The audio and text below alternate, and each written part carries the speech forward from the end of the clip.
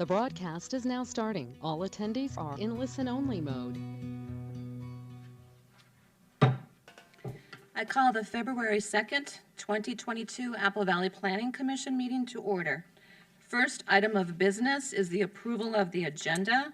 Any changes from staff? Madam Chair, no changes to the agenda. Any changes from the commissioners? Move to approve? So moved. Moved by Commissioner Scanlon, seconded by Commissioner Mahowald. Any discussion? If not, all those in favor signify by saying aye or opposed nay. Aye. Aye. Abstain. Motion carries. Next item of business is the approval of the consent agenda. The consent agenda items are considered routine and will be enacted with a single motion without discussion unless a commissioner or citizen requests to have any item separately considered. It will then be moved to the land use action items for consideration.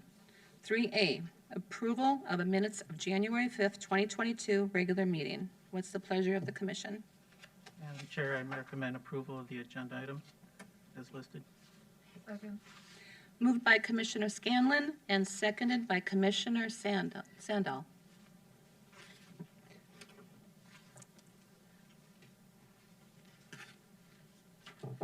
Next item of business brings us to item 4, public hearings. 4A is Apple Auto Ford Lincoln redevelopment. I will open the hearing. We will now open the public hearing for agenda item 4A. The affidavit of publication for the notice of public hearing is available for inspection in the planning development. Everyone wishing to speak at this public hearing should be sure to fill out the attendance roster or, if virtually, register with the meeting organizer. Include names and addresses so the accurate records can be maintained. We will begin the procedure with a brief presentation by city staff, followed by a presentation by the petitioner of the hearing. Upon the conclusion of the presentation, city staff will be asked to comment on the proposal's conformance with pertinent regulations and policies. After that, comments will be taken from the general public. Kathy Bodmer. Good evening, Madam Chair, Planning Commissioners. Gulbranson Real Estate, LLP, Apple Auto Properties, owns the property at 7125 151st Street, the Apple Collision and Glass property. Apple Ford Lincoln Apple Valley owns the property at 7200 150th Street, which is the Apple Valley Ford site. Both groups are requesting consideration of two actions: a public hearing to consider a conditional use permit for outdoor sales and display of vehicles in connection with auto dealership, and then second, site plan review building permit authorization of a 20,800 square foot Lincoln dealership building.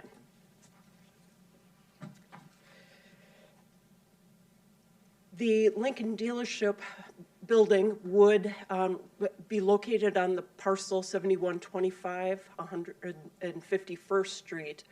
But wanted to provide this graphic because there are a number of kind of pieces that are coming together as a part of this application.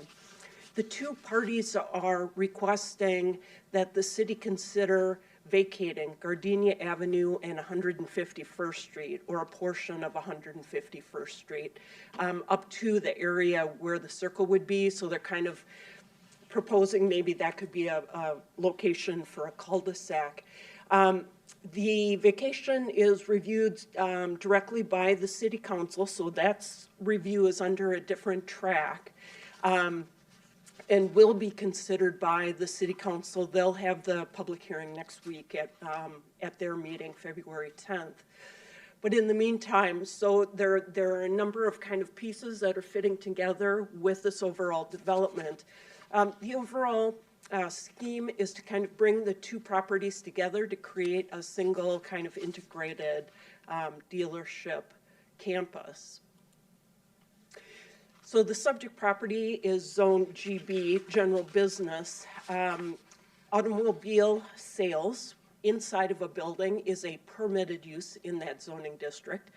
But in order to have outdoor display and storage of vehicles, the GB zoning requires a conditional use permit. So the reason for the permit request this evening.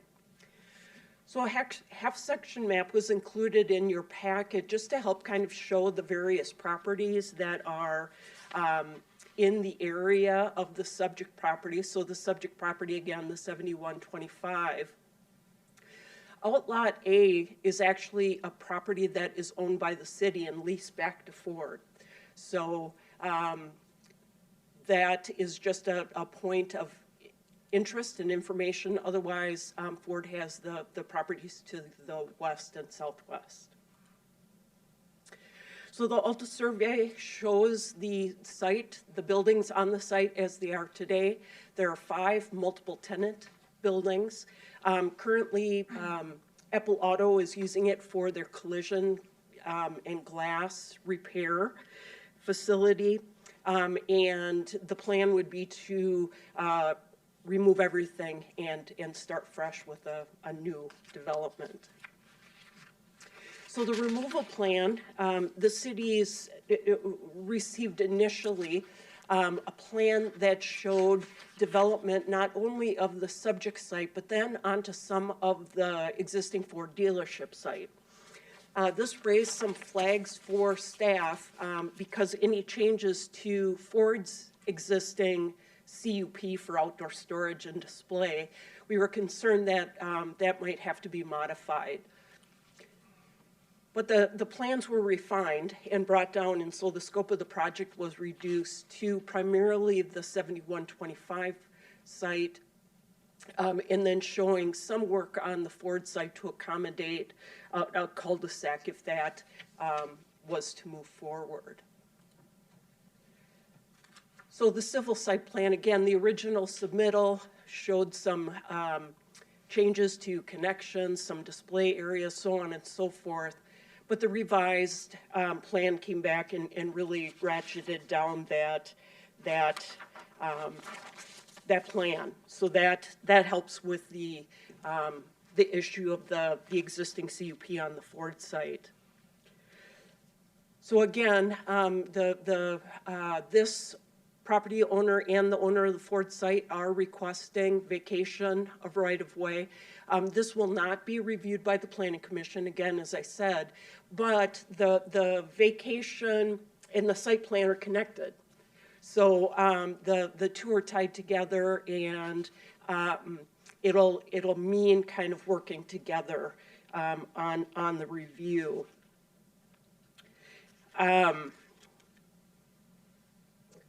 The plans show that a small portion of the Ford site would be dedicated as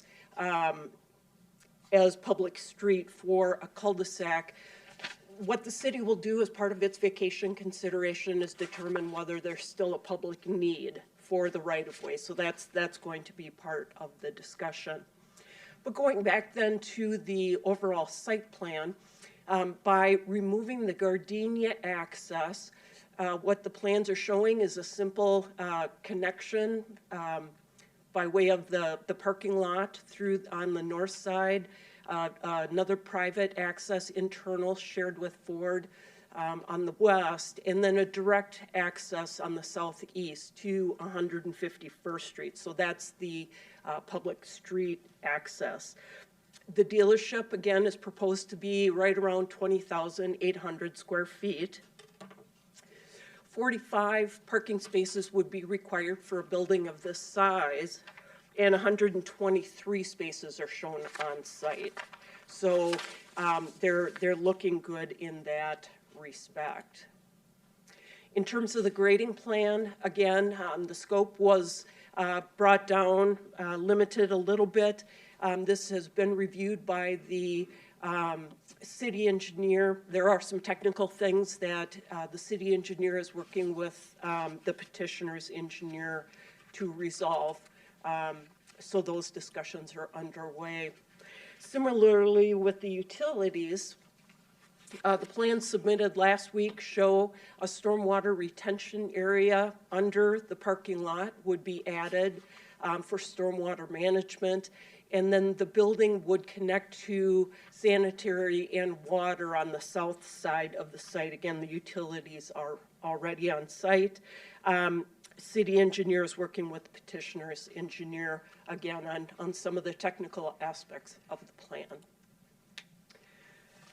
So the landscape plan was not revised. So this is the original submittal, and the Planning Commission can see that there's a proposal to pick up and do additional landscaping on the Ford site. The city requirement will be that the value of the landscape plantings meet or exceed 2.5% of the value of construction of the building. And the requirement is that it would all be on site. That will be a challenge for the property, just because of the fact that it's being maximized, but that will be a requirement and something that we'll work with the petitioner to address. Exterior building elevations, mix of materials, precast concrete panels, tip-up, insulated wall panels with embedded brick veneer, curtain wall with insulated glass, so a nice variety of materials. Oh, went too far.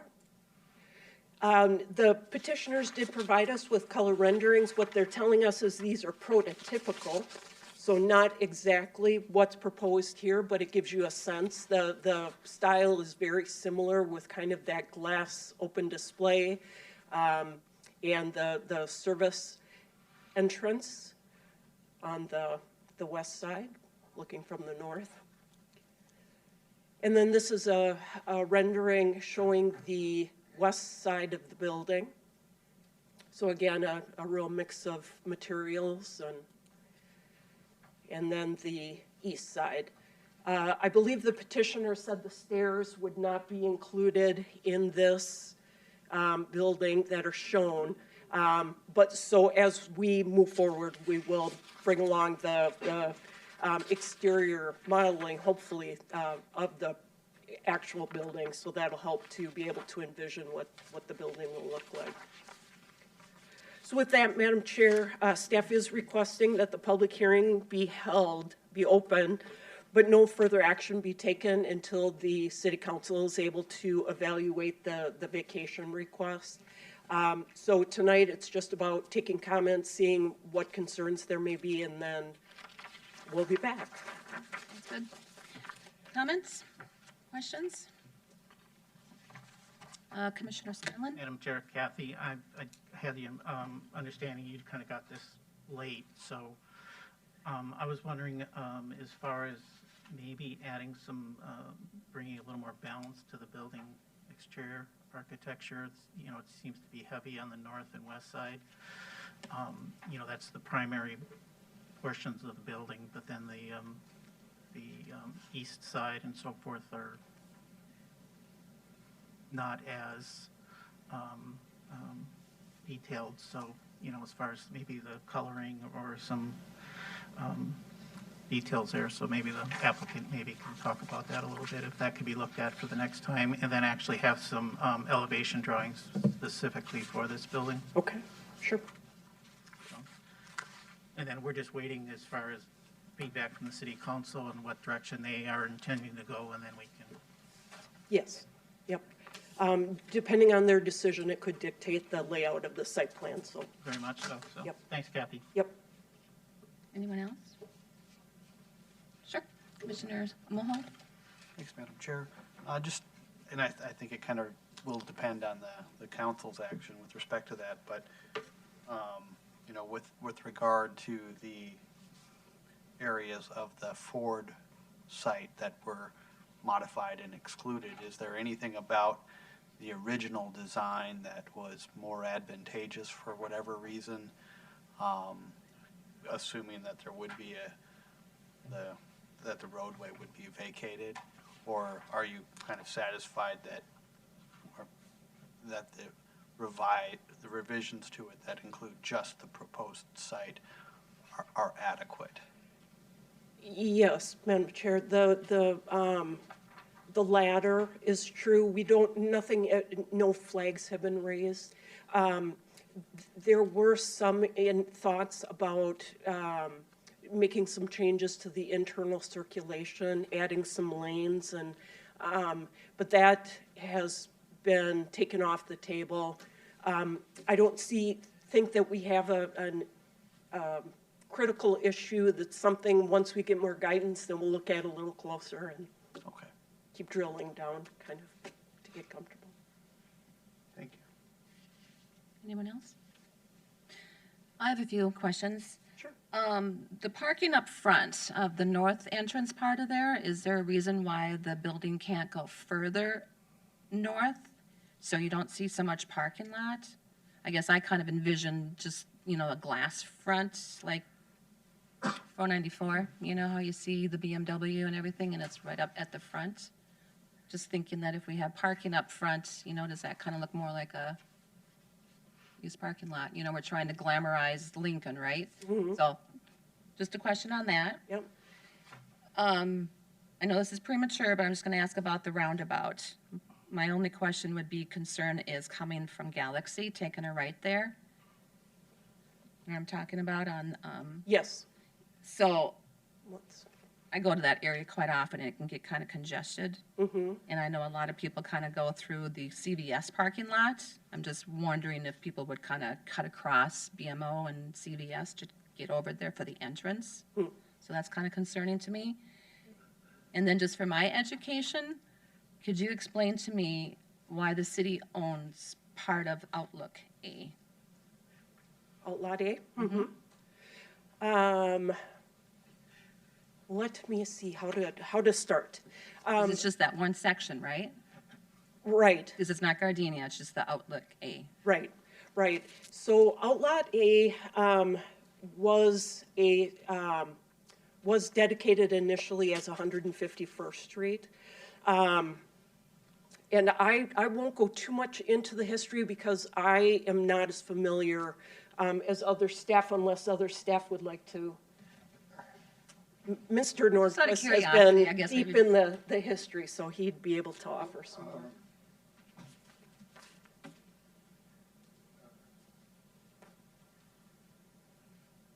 Can I use your notes here? Madam Chair and Commissioners, we provide this depiction because we have a petitioner that is requested to vacate Gardenia and a portion of 151st Street to meet their greater development needs related to the Lincoln dealership.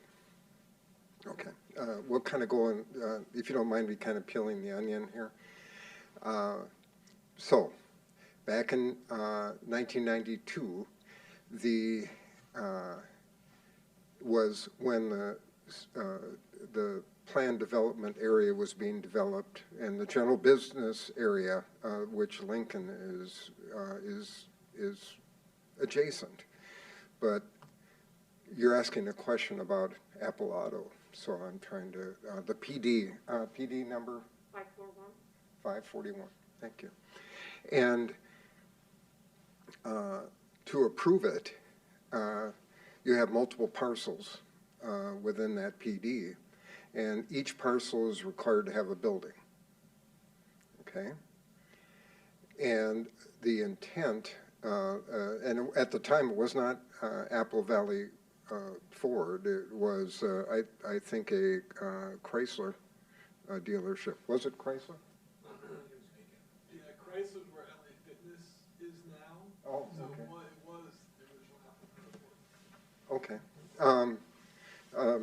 It seems like hand puppets up here, but so in 92, there was a lease established that would bridge this particular part of the right-of-way. The right-of-way is vacated, and it became Outlot A, but it came into ownership of the Economic Development Authority, not Apple Valley Ford, but the lease allowed them to pave, install curb, lighting, improvements that would match the dealership and link the south portion of Apple Valley Ford to the north parcel of Apple Valley Ford that may have included a vehicle display and parking, which it does today.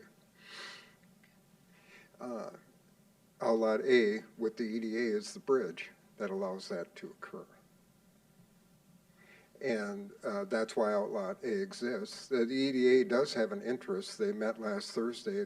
They discussed, and they remain committed to what Outlot A does to retain a south frontage road known as 151st Street.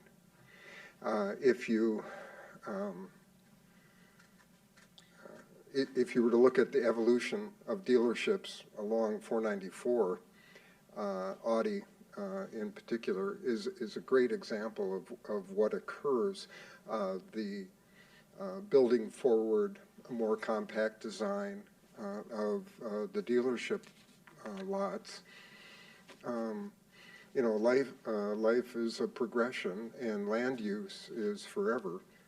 And this allows the progressions to occur at Apple Valley Ford to achieve what it wants to because of Outlot A, in terms of the expansive nature of it. So is the outlet A just that one spot? So Yep. why wouldn't they have the whole 151st Street all the way to Galaxy? That is right-of-way. That is public right-of-way under the control of the city. Okay. But Apple Valley Ford could not have achieved south of 151st and north of 151st to create a larger campus area if not for Outlot A, and the EDA saw that and agreed. So they lease, long-term leases. The initial one comes up, I think, in September of 2022, and they're 30-year leases. So we've already been under one. There have been 2 amendments. I think the last one was in 1999, which actually put Apple Valley Ford, as we know it today, on the lease, because the EDA requires whoever is holding the properties around it to they have an agreement with that party. Does that It helps. offer enough clarity? You can ask me other questions about it. That doesn't mean I have the answer, but I'm happy to I take have a it. question from staff, so I'm going to take a staff call. Okay. Yes. Just, Madam Chair, just for a little further clarification and kind of to bring it all around into summation. So that Outlot A, the entire Outlot A is owned by the Apple Valley EDA. And so Outlot A, the outline of it, that was all right away. That was 100% 151st. And so the aqua, or the teal, that's 151st, as you know. So it would have punched all the way through. So when the PD came into existence, what you had was 151st Street going through. It existed. And the dealership, we'll just refer to it as Apple Valley Auto, because I don't recall if they existed then. But so Apple Valley Auto also owned the north parcel, the parcel to the north of Outlot A. They wanted to use that for vehicle inventory, and our zoning did not allow a parcel to be used primarily for parking. Right. So in order to accommodate and allow them to use that entire area for their dealership, the 151st Street was essentially vacated. EDA bought it. They retain it. Now Apple Valley Ford leases it, so now the entire area is their development, for their development use, not their development, but their development use, so that then you're not having 2 parcels in which only one has parking. Parking. So that's the history. Okay. Thank you, both of you. Commissioner Mahowald.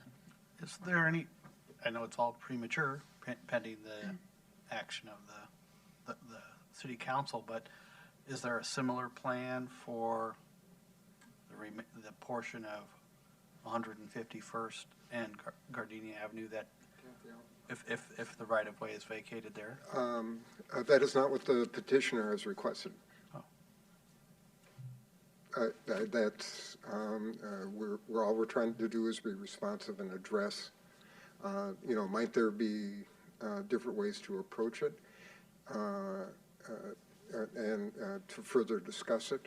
That the petitioner has requested this as a city council, and we're respecting that request for consideration.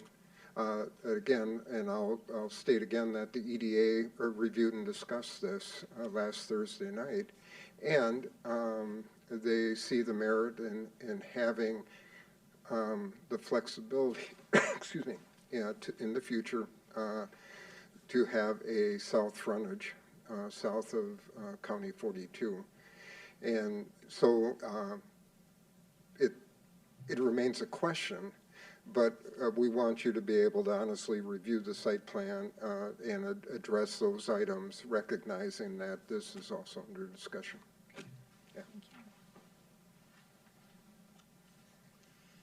And I think one more point just to add is we don't know yet. Again, the city council does have to make a determination that there's no longer a public use.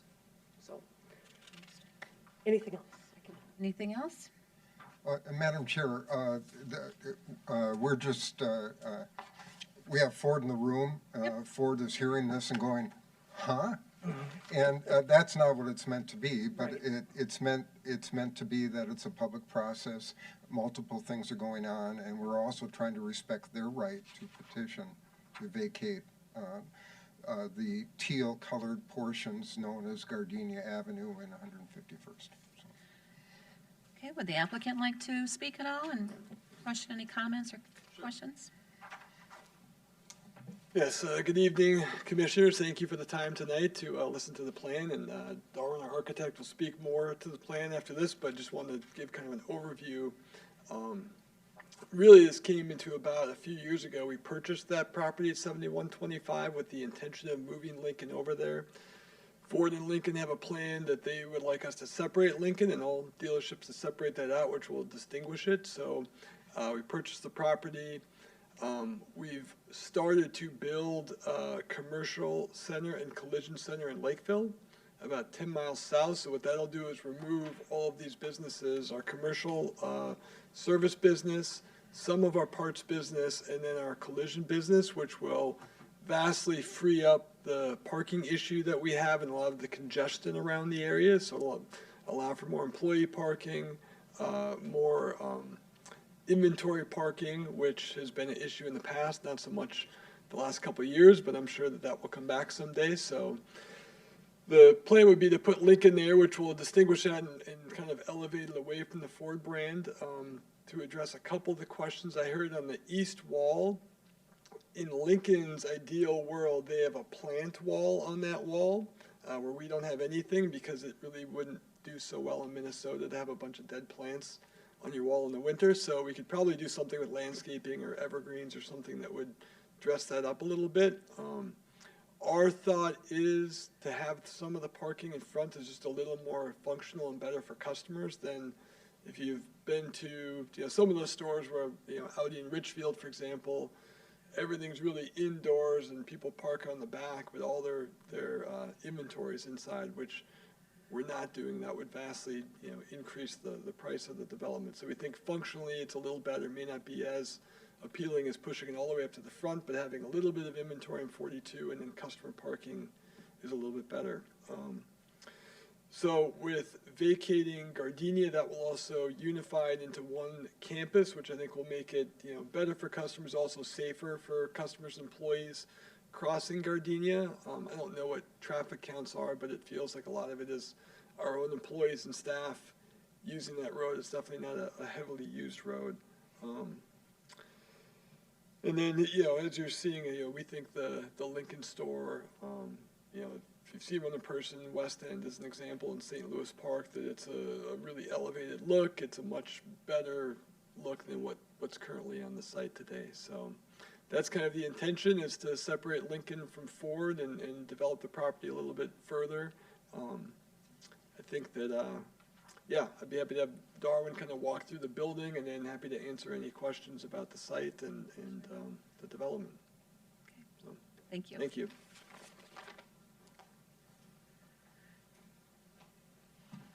Good evening. My name is Darwin Lindahl, the architect. Thank you.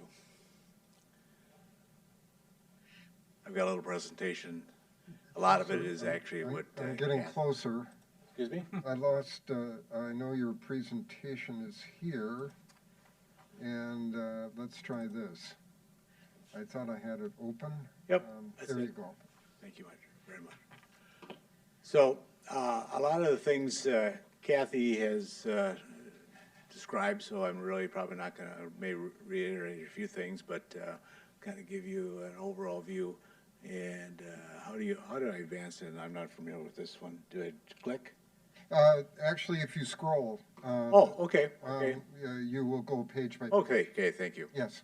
Okay, so basically, I just highlighted as far as the area that's going to be developed or redeveloped, and it's pretty much consistent with what Kathy had shown in her presentation. The amount of demolition, removal of the existing infrastructure, that includes the buildings as well as pavement. And then also the site plan with the underground storage. There has been some discussions that Kathy had alluded to as far as what we're probably going to end up doing, because currently this existing building as well as Gardenia and then also 151st all drain down to this corner.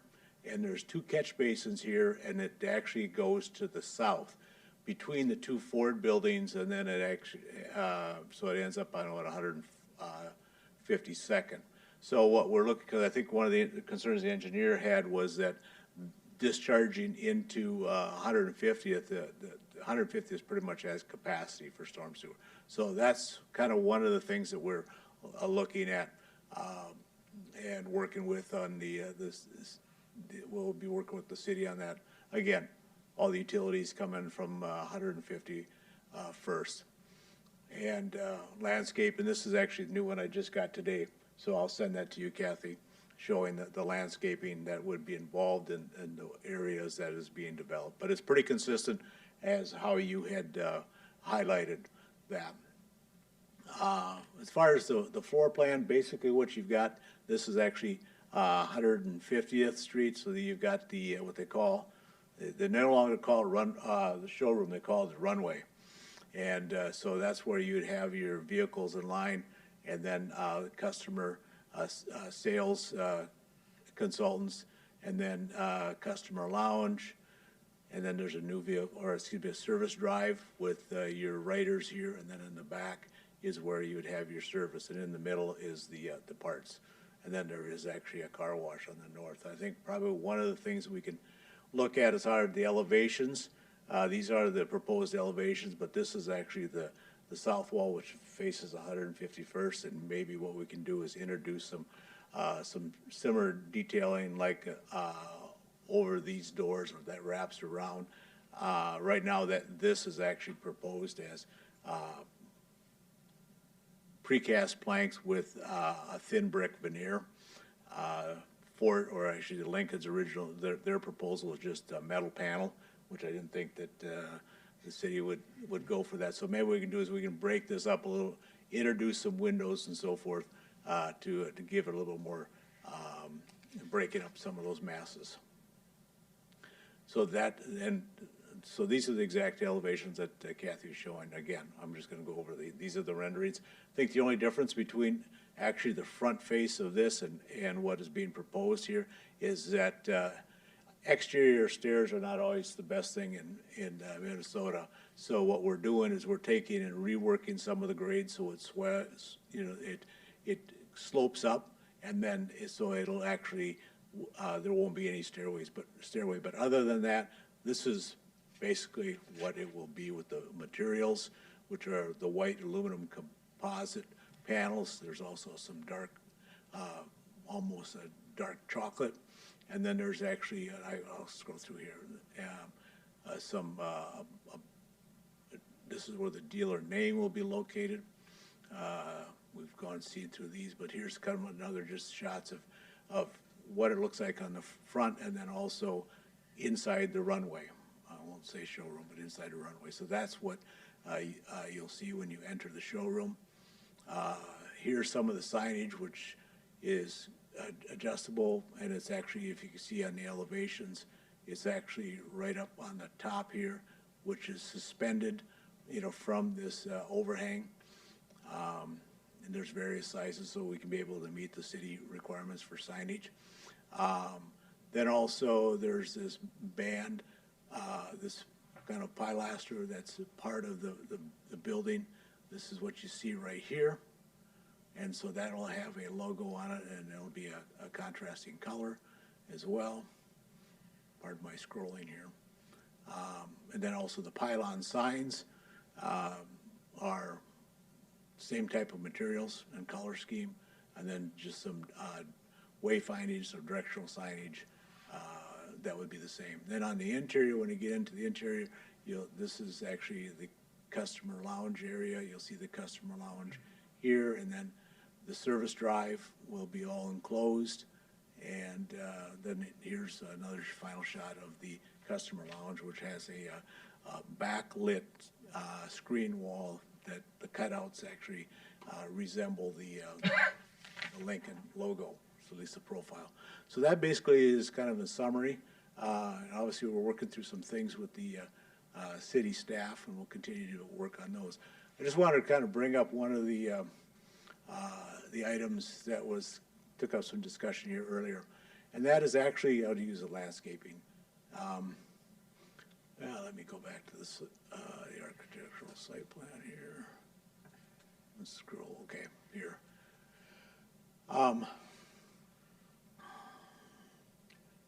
I was the architect of this project back in '92.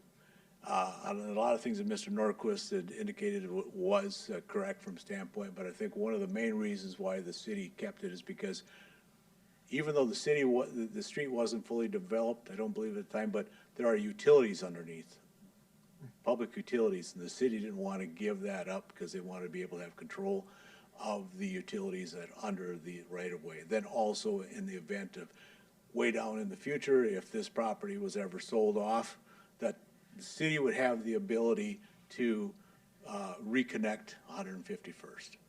And that was one of the reasons why. So to answer someone's question regarding what about this area, and that will be an area I think that will have to be probably developed as an outlot as well. You know, if it's, you know, what property it is assigned to, I think that's still up for discussion, but I'm assuming that will probably be an outlot as well as outlot A because of the utilities. So hope that kind of gives a little more clarity to it.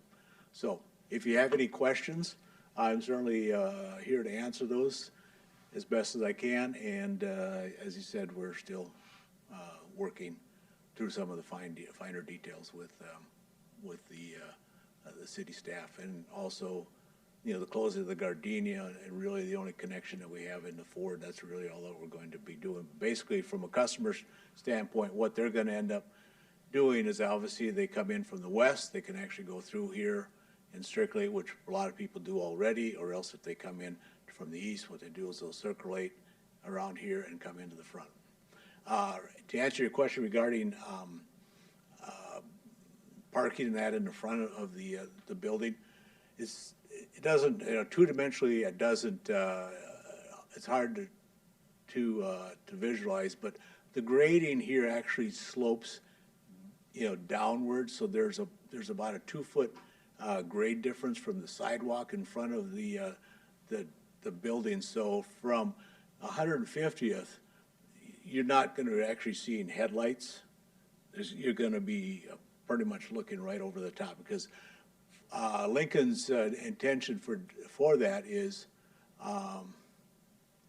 is here. You can see how the showroom is elevated from the sidewalk, and that's actually going to, from the front of the parking door towards the building, it's gonna slope down. So visually, you're not gonna be seeing the, the headlights and rear bumpers or rear lights.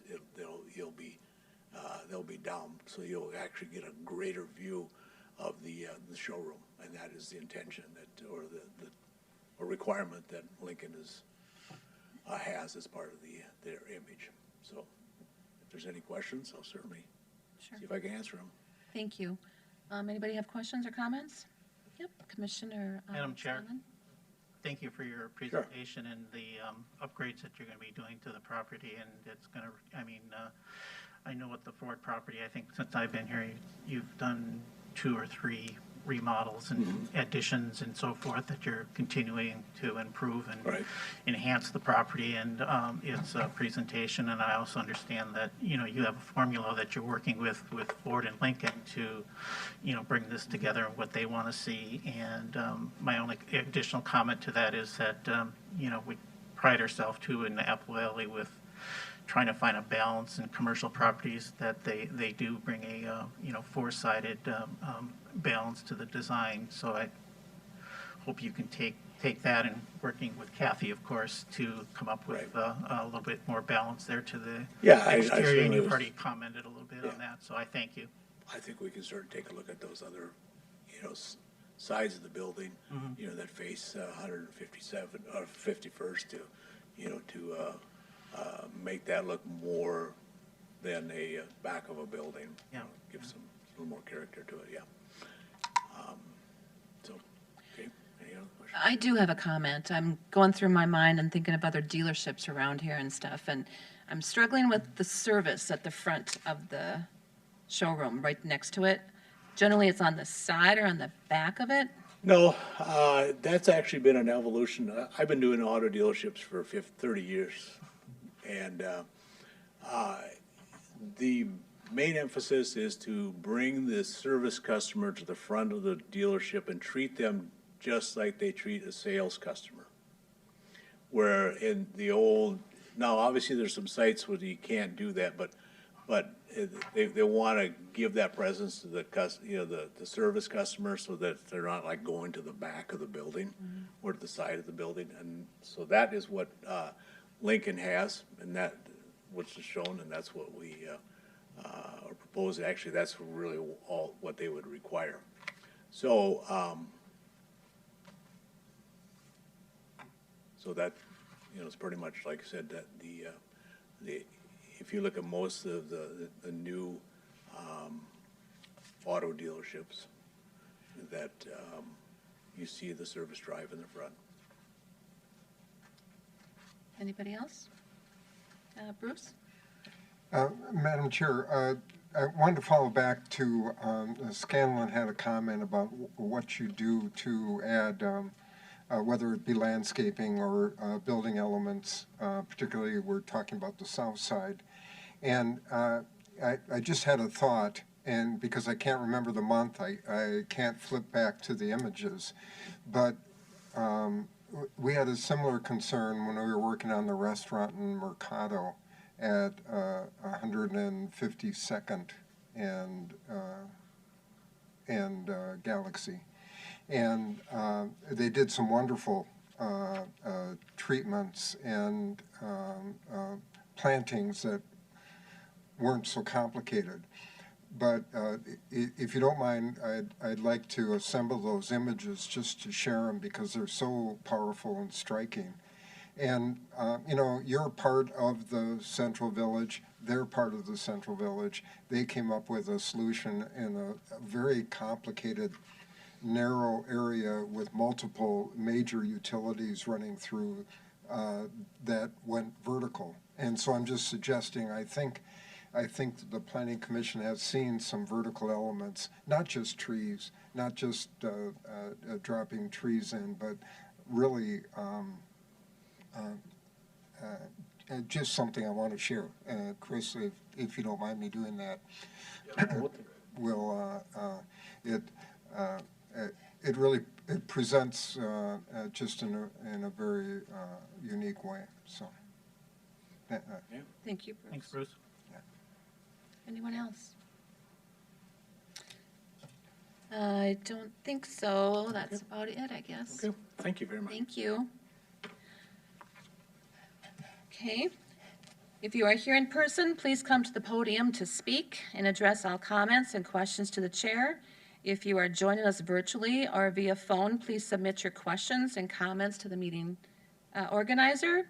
And it looks like there's nobody here in the audience, so I will ask the meeting organizer, is there anybody in queue for questions? Madam Chair, we have no one with questions. Okay. With that, I will close the hearing. If there are no further comments, I will close this public hearing. It is the policy for the Planning Commission not to act on an item on the same night as its public hearing. The Planning Commission will weigh all comments and information received tonight in its deliberations at future meetings. This item will continue to appear on future Planning Commission agendas until a recommendation on the petition can be forwarded to the City Council. Thank you. Thanks.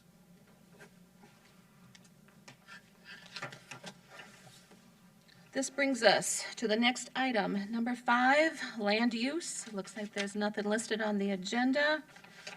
Moving on to number 6, other business. Mr. Nordquist, please. Madam Chair, just mention that the next regular meeting is February 16th at 7 p.m. on Wednesday. And I also want to mention that that Tim Burke, our chair, has decided not to continue. And so at the end of, he was up for a 3-year renewal beginning March 1, and he's requested not to do that. So at the council meeting next February 10th, Thursday, February 10th, there will be a solicitation for Planning Commission members that the council directs staff to proceed with. And in that, I believe that, Becky, I think you were the last to come on, and yours was in the spring of 21. Am I close? I think so. Yeah, close enough to say that there may be some active applicants, and if some of those applicants from that time wish to renew and participate, they're going to be contacted by the city clerk. Okay. So, and that's all I've got. Okay, thank you. Motion to adjourn? So moved. Motion adjourned by Commissioner Scanlon, seconded by Commissioner Sandal. All those in favor signify by saying aye. Opposed, nay. Aye. Aye. Motion carries. This meeting is adjourned.